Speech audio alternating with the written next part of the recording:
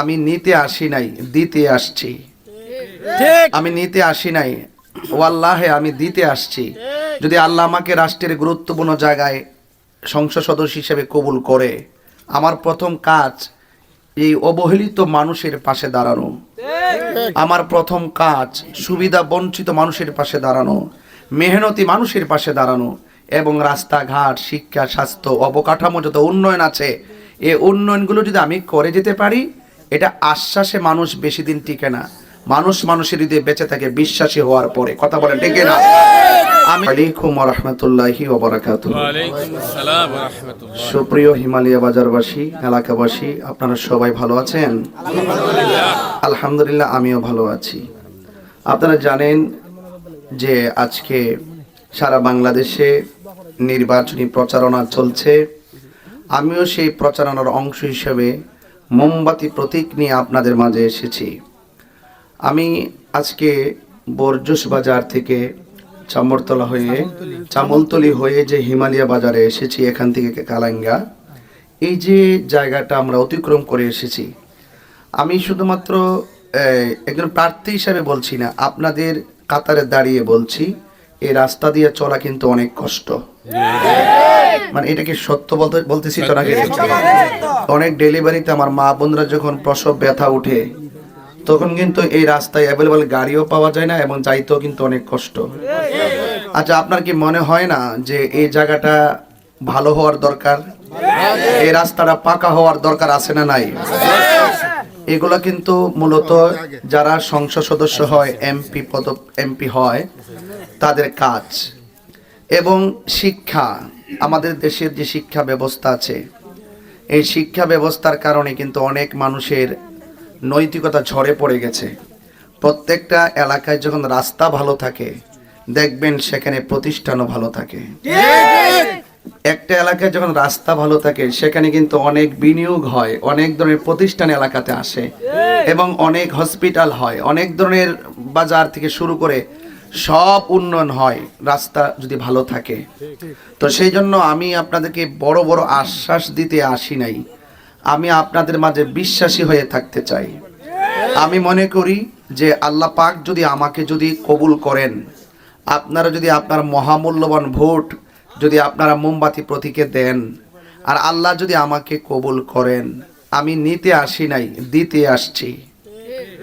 আমি নিতে আসি নাই, ওয়াল্লাহে আমি দিতে আসছি।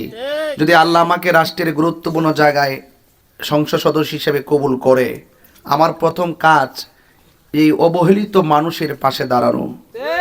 আমার প্রথম কাজ সুবিধা বঞ্চিত মানুষের পাশে দাঁড়ানো, মেহনতি মানুষের পাশে দাঁড়ানো, এবং রাস্তাঘাট, শিক্ষা, স্বাস্থ্য, অবকাঠামো যত উন্নয়ন আছে, এই উন্নয়নগুলো যদি আমি করে যেতে পারি, এটা আশ্বাসে মানুষ বেশি দিন টিকে না। মানুষের হৃদয়ে বেঁচে থাকে বিশ্বাসী হওয়ার পরে। কথা বলেন ঠিক না?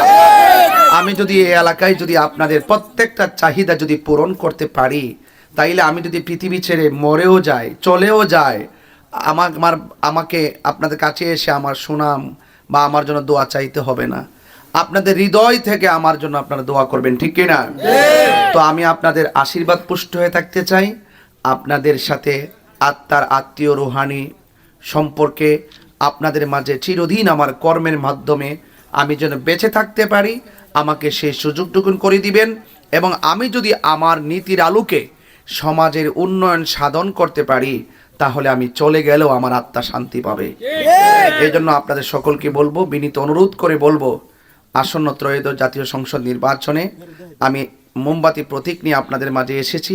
আপনারা আপনাদের মহামূল্যবান ভোট আমাকে দিবেন এবং দেওয়ার অনুরোধ করছি। পাশাপাশি বাড়িতে মা বোনরা যারা আছেন, মা বোনদেরকে আমার সালাম দিবেন এবং তাদেরকে বলবেন যেন আমার জন্য দোয়া করে, এবং মা বোনরা যেন মোমবাতি প্রতীকে ভোট দেয়। ইনশাআল্লাহ আপনাদের অনেক, আমি কিন্তু বক্তব্য দেওয়ার আগে একটা জিনিস, আজকে আমি যখন লালচান বাগানে গিয়েছিলাম, আমি সেখানে একজন লোককে দাঁড় করাইছিলাম, ভাই আপনি আসেন, আপনি এসে আপনার সমস্যাটা বলেন। এলাকার মানুষ থেকে যদি সমস্যাটা জানা যায়, তখন আমি মনে করি সেটা মূল সমস্যা জানা হয়। আমি একটা চোখে দেখলাম একটা সমস্যা, এমন আরো হাজার সমস্যা ভিতরে আছে কিনা বলেন? আছে কিনা বলেন না কেন? এই জন্য আপনারা আপনাদের সমস্যাটুকুন আপনারা সবসময় বলার চেষ্টা করবেন। আপনারা যদি বলতে পারেন, আপনারা যদি তুলে ধরতে পারেন, আপনারা আপনাদের দাবিটুকু যদি আদায় করতে চান, আরে সন্তান না কাঁদলে তো মাও দুধ দেয় না, ঠিক না বেটে? আপনারা বুক ফুলিয়ে তুলে ধরবেন, আমাদের এটা লাগবে, আমাদের ওইটা লাগবে। আমার কাছে আল্লাহ, এই যে এখনো যে আমি আসছি, আমার কাছে আসতে গেলে খুব লোভিং লাগবে না। আমি আপনাদের সন্তান, আপনাদের সাথে আমার রুহানি সম্পর্ক, 22টি বছর ওয়াজ করেছি, এটাই হলো সবচেয়ে বড় আত্মার উন্নয়ন। আত্মার উন্নয়ন যে ব্যক্তি করে, বা যে ব্যক্তি আত্মার উন্নয়নে চর্চা করে, সেই ব্যক্তির কাছে সমাজ নিরাপদ, দেশ নিরাপদ, অন্তত পক্ষে সে যাই কিছু হোক না কেন, কিন্তু চাঁদাবাজ কিংবা দুর্নীতিবাজ হবে না।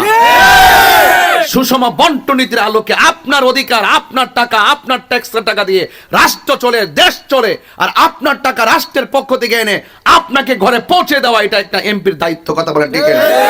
আর না হয় এটা আমানতের খেয়ানত হয়, আর আমানতের খেয়ানত করলে আল্লাহর কাছে জবাবদিহি করতে হবে। কথা বলেন ঠিক না? ধর্মীয় মূল্যবোধের আলোকে আপনাদের দায়িত্ব যদি আল্লাহ আমাকে নসিব করে, ইনশাল্লাহ আপনাদের পাশে সুখে দুঃখে আপনাদের পাশে থাকার ওয়াদা প্রতিশ্রুতি করে আমি আজকে বিদায় নিচ্ছি। আসসালামু আলাইকুম ওয়া রাহমাতুল্লাহি ওয়া বারাকাতুহু।